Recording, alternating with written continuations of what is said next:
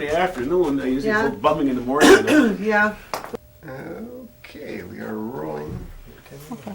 Hey, Josie, could you give us your full name and spell it for us, please? Okay, it's Josphine Marie Daebler, Daebler. Could you start from the beginning, spell the full name, please? Okay. Because I have to write this down. Okay, Josphine, Josepphine, Marie, Marie, and Daebler, Daebler. Thank you. Okay. Could you give us your parents' names? Okay, it was Anderson W. You have to be careful for that. Enderson, Cornelius, and Lillian Cornelius. What was your mother's maiden name? Wheelock. Wheelock? Yeah. Okay. Do you remember your grandparents' Oh, no, names? no. See, my mother was quite old by the time I was born. Uh-huh. She was like 43. So I really didn't even meet my grandparents. You don't know their names? Oh, I know their names, sure. Could you give us their names? Mason and Christine Wheelock. Oh, okay.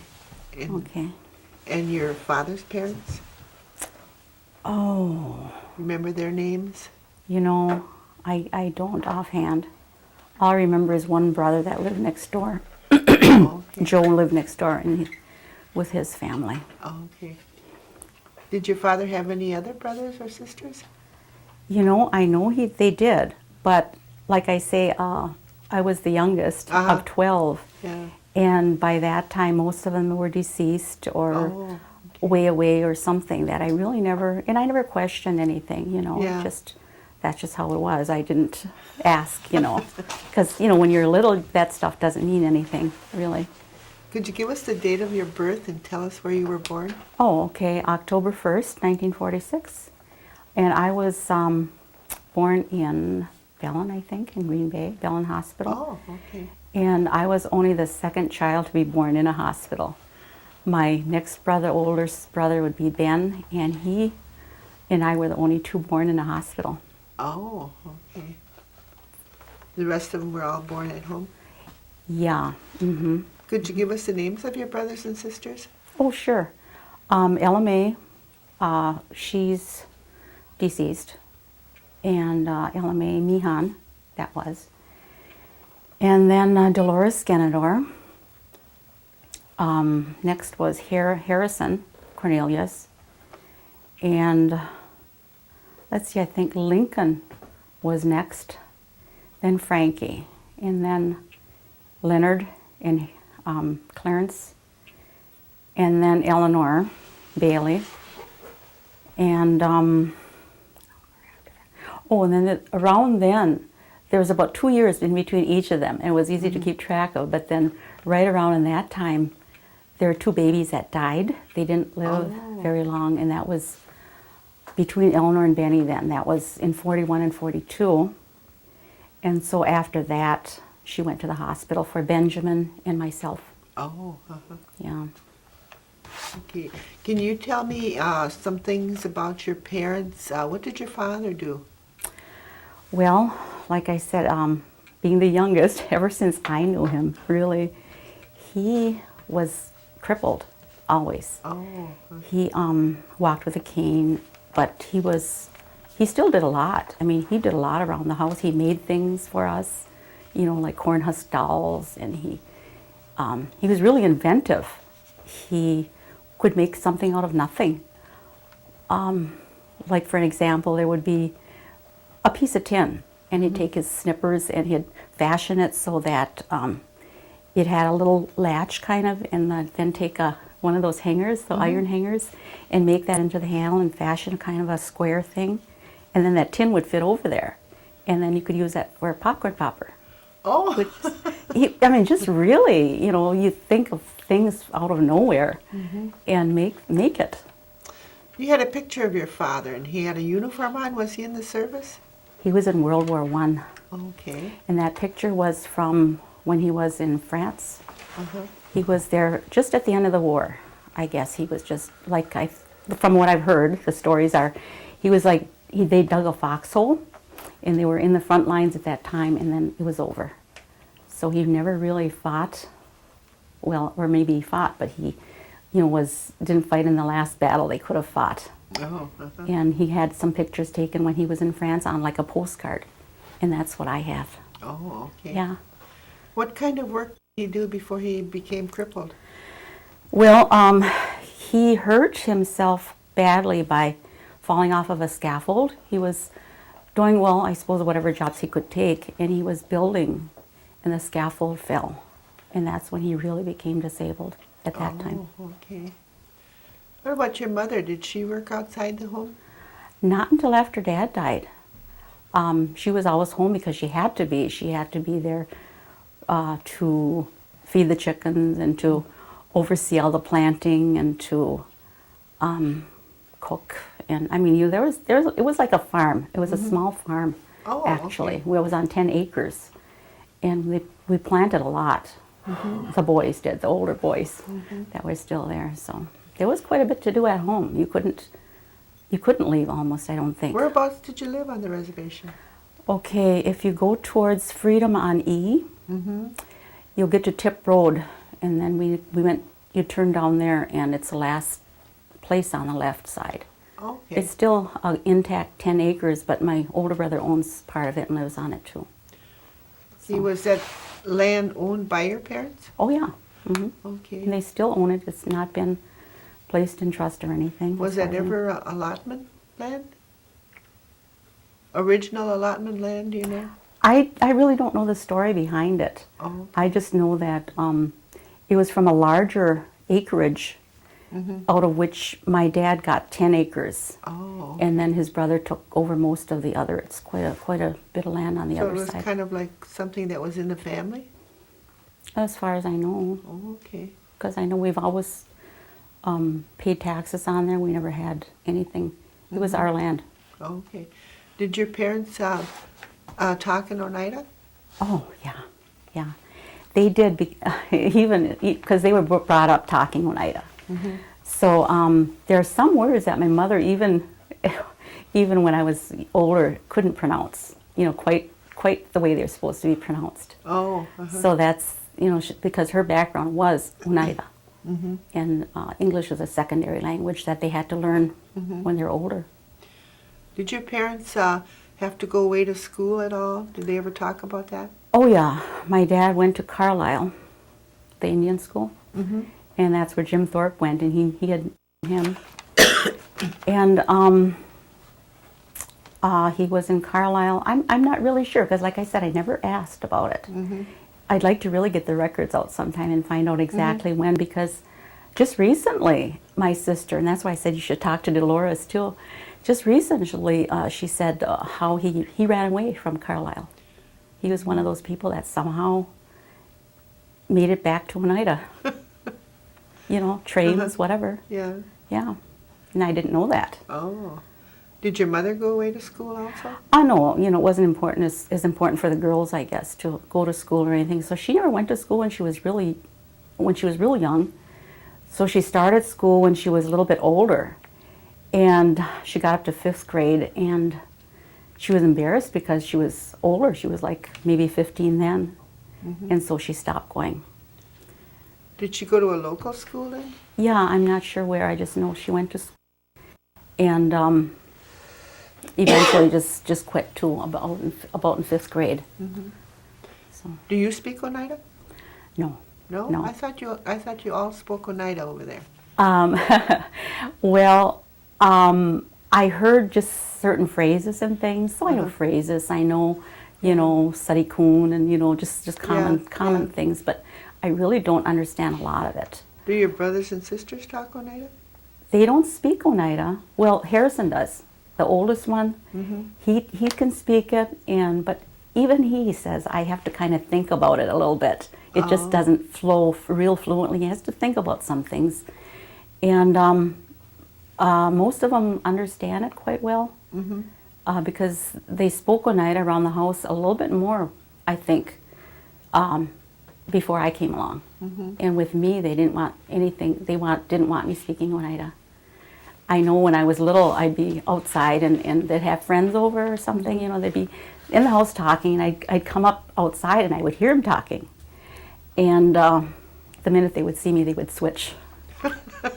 So they wouldn't give me an opportunity to learn Oh, They didn't want me to because it was too hard for them, and they told me that. Did your mother cook a lot of traditional foods? You know, I don't remember a lot about it. You know, we raised like chicken and stuff like that, and I think she could make the cornbread, but she did that all when she had all those kids to feed. Yeah. You know, in the morning she'd bake bread and all that kind of stuff. And once most of them left when I was getting older, then it was more of a luxury. It was so much easier to just go buy her bread and stuff like that. So I didn't get into as much of it as, you know, the older kids would have. Yeah. Yeah, for me it was more store-bought stuff. Yeah. What did your parents do when somebody got sick in the family? How did they take care of it? There wasn't a lot of sickness, I don't think. Colds, you know, and of course that they would just use Vicks. They would rub you down with Vicks, and Yeah. and my dad would even eat it. I know you're not supposed Yeah. to, but that's what they did. And you know, put it on your nose, put it on your forehead. Yeah. Vicks was kind of like penicillin. Indians penicillin. Kinda, but that was it. You know, that and aspirin is the only. Oh well, yeah, actually, number 6. And now that see, when you think about things, Yeah. number 6 they would. And what use. would they do with the number 6? They would chew it. I'm trying to think of anything else. There were certain weeds we would pick, but that was just for food. You know, kind of like pigweed. Oh yeah. And there was another one that had these long leaves, kind of curly leaves. Oh, I know which one you mean. I don't know can't what remember it what is, the name of but it is either. I know, and that was really good. I liked it. Yeah. It tastes like spinach. Yeah. And whenever I can, I gather that too. You know, I fed my kids on some of that stuff. Yeah, Okay. And how many children do you have? just 3. 3. And what are their names? Ronald Skenador Jr. He's the oldest. And I had a couple of miscarriages. And then I had Mitchell Skenador, Mitchell Ryan, and then Kelly Ray Skenador. Oh, Just so you have 3. 3 children. Okay. And they're all grown up now? Yeah. Okay. And are you married? Yeah, I remarried Tom Daebler. And he's someone who worked at Social Security when I did around that time.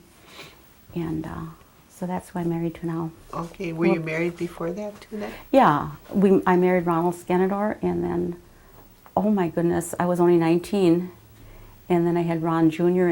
When I was 24, and then that lasted over 20 years. And then, well, we lived in Milwaukee for a few years. That's where I had my first child. And then I remarried in 1995. Oh, okay. And what is your education background? Well, just high school. I never, you know, wanted a degree or anything. I just always wanted to be secretarial type things, and so Oh, okay. after that, you know, they were trying to encourage me to go on to college, but I couldn't see any point in it. You know, my teachers, because they thought I would do well, but I didn't see any point to it. So I did go to a vocational school in Green Bay for a year. Okay. Yeah, Northeast. After high school? Yeah. After I graduated, I went to vocational school because I was only 17 yet when I graduated, so I really couldn't get a job. So then I went on to school for a little bit more training, and then I started looking for jobs then. And where did you work? Well, in Green Bay, I worked at an insurance company, Travelers Insurance. Uh-huh. That was the first job I had. I was earning over $3 an hour. It's great. Yeah. So that was. Then where did you go from there? Well, my husband had gone to school. He was going to end up to the technical school for draftsman. And of course, once he graduated, there were no jobs to be found here, you know. And so we moved to Milwaukee. Uh-huh. Did you work while you were in Milwaukee? Oh yeah, I got worked in a lot of different places. You know, I'd get one job. I worked at a temporary service at first, but then I would get a job here, and then my husband would kind of say, "Oh, this is a little bit better, a little bit more pay. Go apply." So I'd go apply, and I'd go there. You know, I worked like maybe 3 different places in a year's time, because he'd say, you know, "This is a little bit better. Try for this." You know, so I go and try it. And it was really, I mean, I liked it because it was kept things really interesting. And where did you end up at then? When I came back Yeah. from Milwaukee? Yeah. Well, I came back and I took a civil service test. And of course, that takes a long time. So meanwhile, I took a job at an attorney's office. They were training me to be their lead secretary there in the attorney's office. And then I heard from Social Security. And pay was better. So, Was that from your civil service Yep. application that you got in there then? yeah, And how many years did you work for Social Security? 30 years. 30 years. Yep, And you're now retired? yep, Good for you. yep. 30 years sounds like a long time. But it went fast. Yeah, I wouldn't say that was. Well, everything would changed again. You know, things change, and Yeah. yeah. So it was still interesting, but it was getting kind of too much. Yeah. By the time I had my 30 years in, and with age 55, why not? And what's your church affiliation? Oneida. I'm a Methodist. Okay. Oneida United Methodist right now. Uh-huh. And are you active in the church? Oh yeah, I'm the secretary for. Well, I kind of just fell into that when I retired. I went to a meeting they had at the church for some kind of a Conan meeting or some type of, intertribal thing, and they needed help, so I started helping at the door, and then the next day I showed up at church. Next Monday I showed up at church, and just they needed somebody there, so I did it. There was never any pay or anything, but I still enjoy doing that, so type of thing. Are you active in any groups or organizations in the community? Well, other than the United Singers, I'm not, any member of any type of thing, but Okay. you don't join the United Singers, you just sing. So that's what I'm part of, and that's fun too. Okay. Do you travel with them when they go anywhere? Oh yeah. Earlier on, we sang in Milwaukee at the Indian Fest, and then different places. Like last summer, we went to Madison, and I had organized that because Carol couldn't go because of family problems, the normal leader, and so I organized it to go, and then at the last minute she was able to come along, thank goodness. And we had a good time there. That was through the churches too. And then of course this summer we went to the grand opening of the museum Where was that at? on Washington D.C. Okay. and we sang there, and that was another experience. So that was And great. what was the name of the museum? Smithsonian, was it? It was the Smithsonian Museum, but the building itself was the Native American, I can't think of the name of it, but it was a Native building that opened there, and that was something. Did you have a good time? Oh yeah, yeah, because the tribe provided, or someone tried, with either the Smithsonian or the tribe provided the buses, and then of course we were able to go and take some tours with our same bus drivers we had. So we did that, but we were so busy, they kept us busy because we'd sing in the morning and in the afternoon. So there wasn't much time to just do things on your own because you had to make sure you made those singing times. So one time we took a night tour.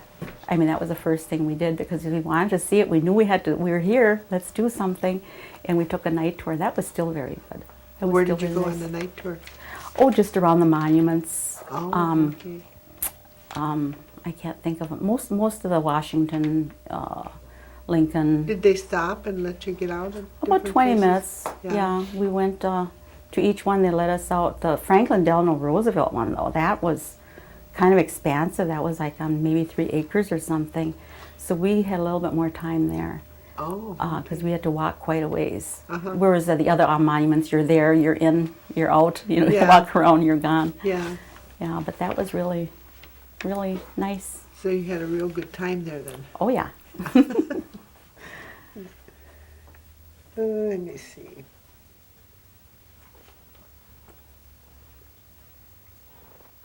What did I leave out? Holidays? Oh, yeah.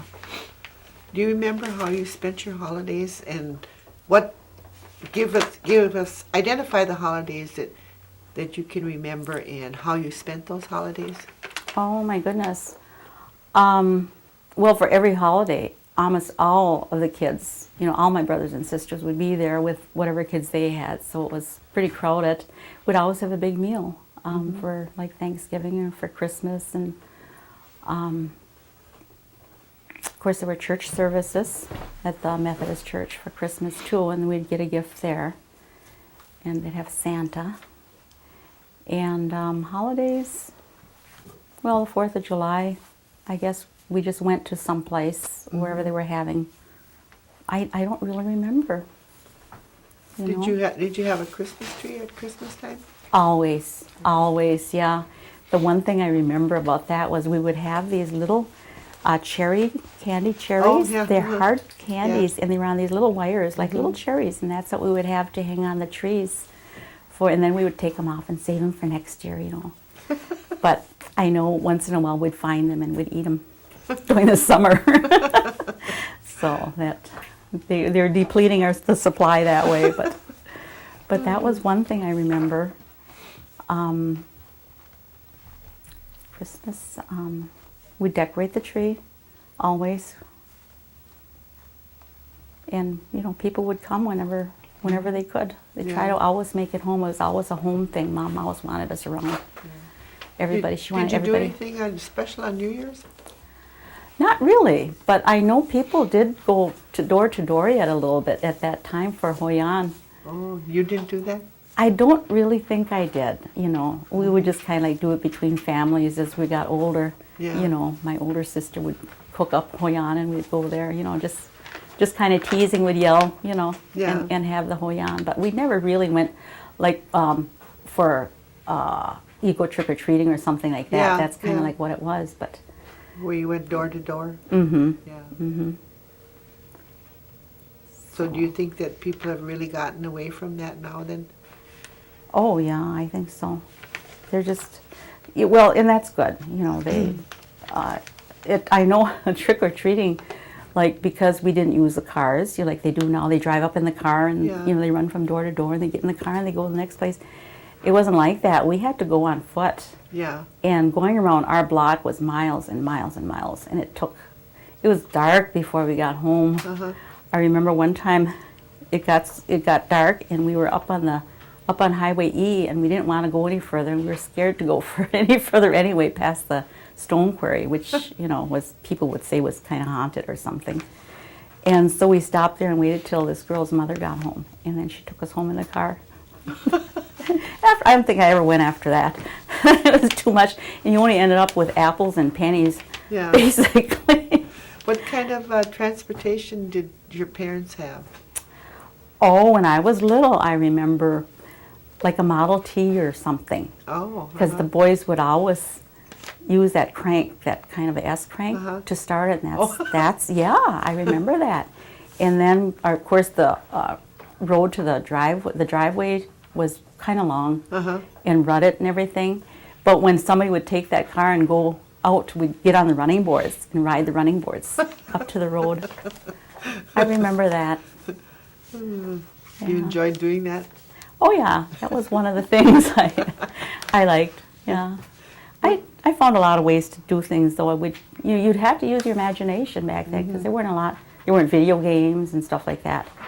So I used my imagination a lot, Can you tell us about some of the Oh. games you might have played or whatever when you were little?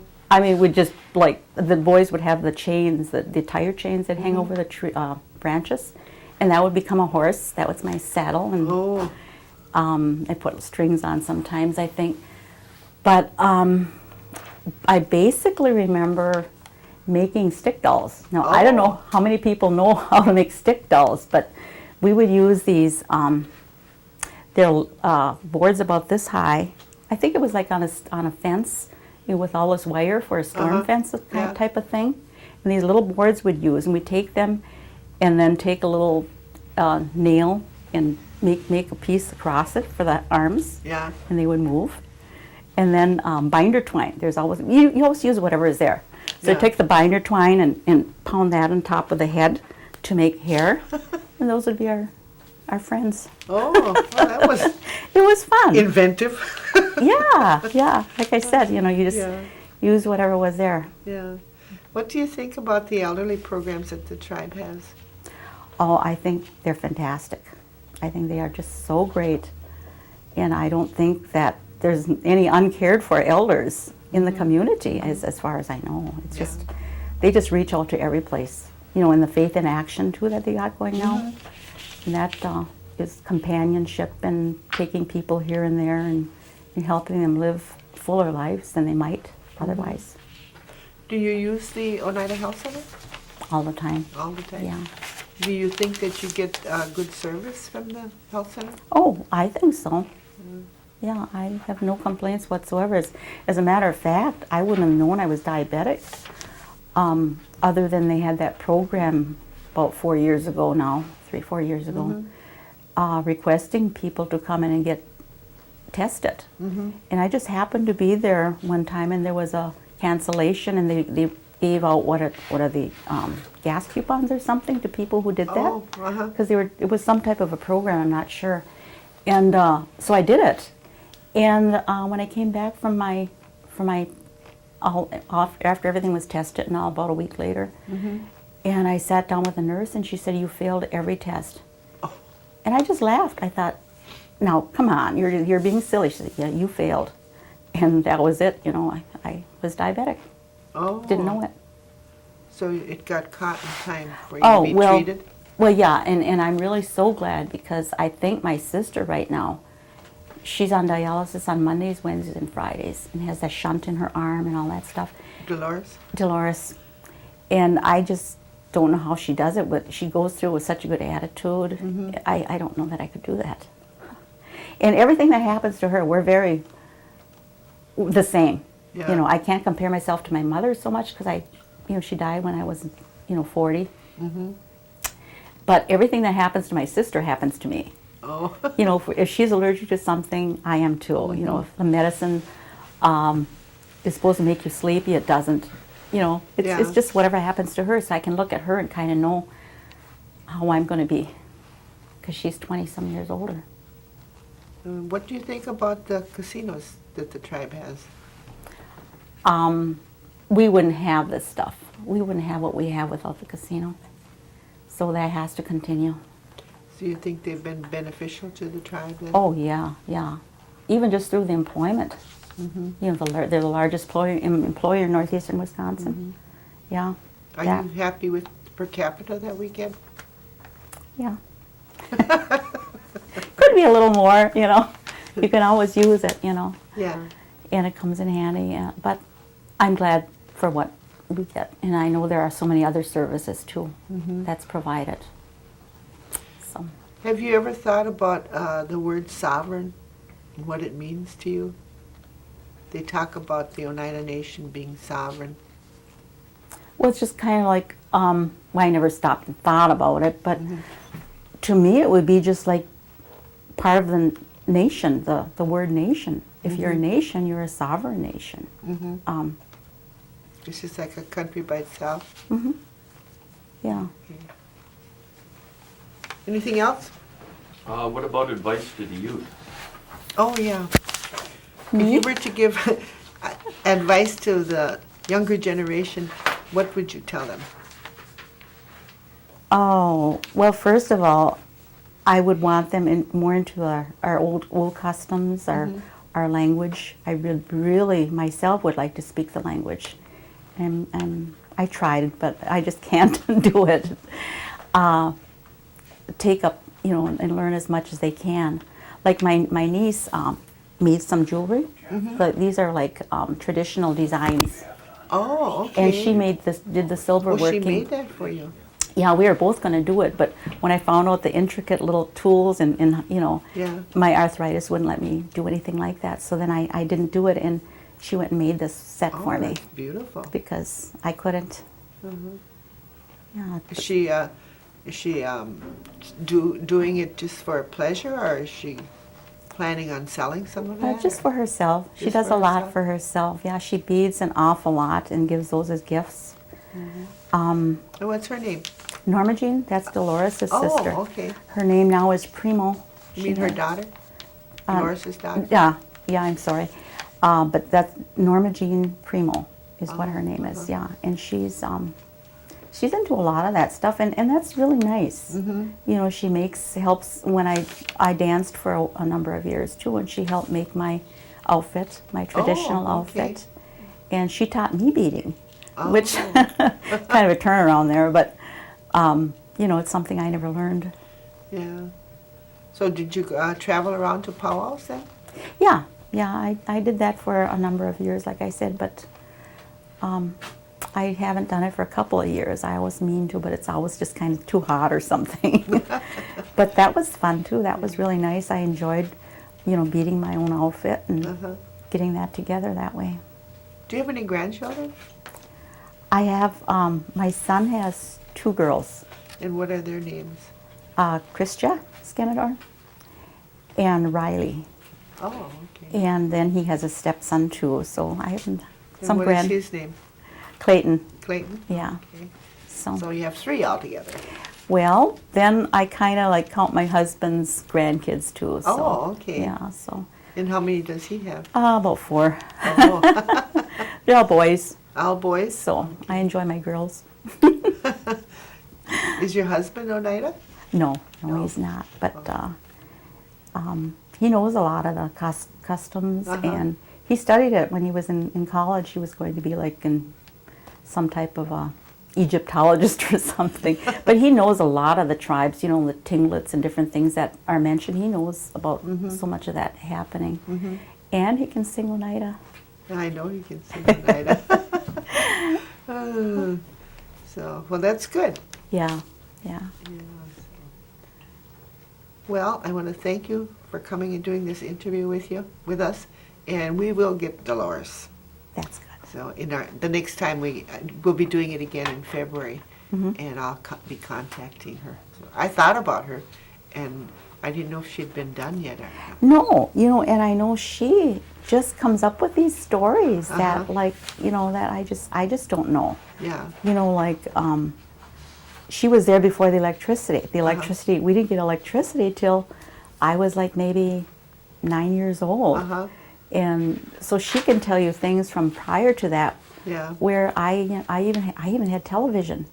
So, you know, I'm just modern. Okay, well, again, thank you. And then if you'll stay seated there, I'll get you your books and I can take a picture Oh, with your dad's picture. What we're looking at, okay? Go ahead. sure. Okay, this is my father on a postcard, which he sent. Well, actually, I don't think it was sent. There's no postmark on the back, but it was done in France when he was there during World War I.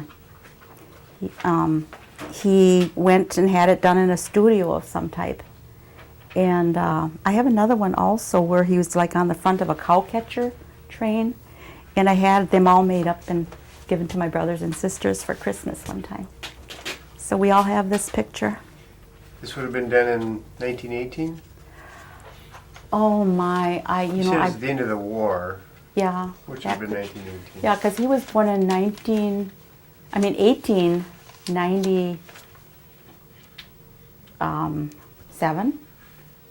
So does that come out right? You'd be about Good, yeah. 21.